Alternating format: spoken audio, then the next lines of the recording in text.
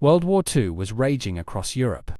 Armies were fighting in the open, but in the shadows, a different kind of war was being shaped, a silent war of coded messages, dead drops, and missions so dangerous that even elite soldiers hesitated. In these hidden corridors of espionage, a strange rumor began spreading: a secret unit made entirely of women, trained to slip behind enemy lines and carry out operations that seemed impossible. Most commanders dismissed it as nonsense. They believed women couldn't survive the brutality of covert warfare. But they had no idea that a new force was already preparing. A force that was in a quiet estate outside London. A group of women arrived with no idea what awaited them. They were told only one thing: your job is to do what men cannot. The building was unmarked. The corridors were silent. And their instructors refused to tell them who they really worked for. This secrecy only strengthened the rumor. Some soldiers insisted this unit didn't truly exist. They thought these women were merely couriers or radio assistants. But the truth was far more unbelievable. These women were being shaped into commandos, trained in sabotage, deception, silent combat, and spycraft. They were the unit. Training was nothing like the women expected. They were thrown into icy rivers at night to test their endurance. They learned to assemble explosives while blindfolded. They mastered the art of disappearing into a crowd within seconds. Instructors gave them new names, new identities, and new histories, then burned their old ones. If they were captured, no one would admit they existed. Their missions were classified even from high-ranking officers. These women weren't being prepared to fight on the front lines. They were being trained to destroy the front lines. From deep inside, the British Special Operations Executive, or SOE, was the brain behind this unit. Officially, it didn't exist. Unofficially, it was running some of the most dangerous missions of the war.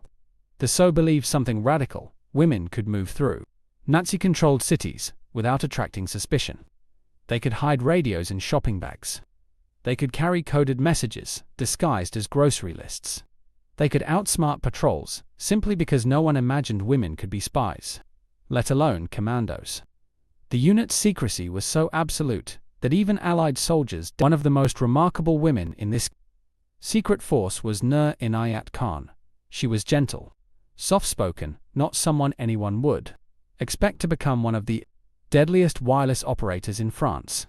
After parachuting behind enemy lines, she became the last radio link to London when every other operator had been killed or captured.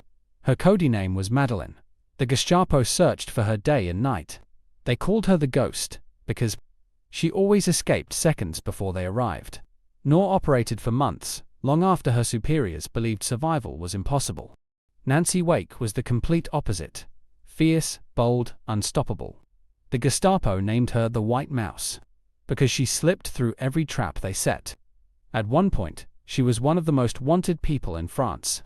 She led resistance fighters, organized ambushes, and even carried out hand-to-hand combat missions. On one operation, she cycled for 100 kilometers without rest to reconnect a broken communication line, saving thousands of Allied soldiers. Her courage made even elite male operatives look. The women commandos became masters of sabotage. They planted explosives on rail lines to stop troop movements. They destroyed ammunition depots so massive that German commanders believed they were hit by bombers. They trained local resistance groups to fight like organized armies. Their missions were high risk. One mistake meant torture, interrogation, or execution. But every mission they completed weakened Nazi control, sometimes more effective. To survive, they became actresses. One day, they were nurses. The next day, store clerks. The next, widows searching for food. Their radios were hidden inside bread loaves and handbags. Their messages were disguised in children's drawings. They moved through cities filled with German patrols, checkpoints, and informants, all while carrying secrets that could decide the fate of the war. Every day was a gamble. Every hour could be their last. The missions that changed the war. Historians later discovered that these women's missions accelerated the collapse of the German war machine. They cut off supply lines. They guided Allied aircraft into safe landing zones. They organized resistance uprisings that tied down thousands of German troops. Many of their operations remained classified for decades. When the files were finally opened, generals were shocked. Some of the biggest breakthroughs of the war were triggered by operatives no one believed even existed. Their legacy, finally revealed. After the war, many of these women simply disappeared back into normal life. Some were never recognized. Some had their records lost. Some were honored decades later, long after they had died.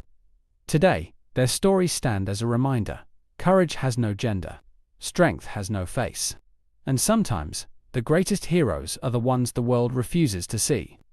These women commandos didn't just fight in World War II, they reshaped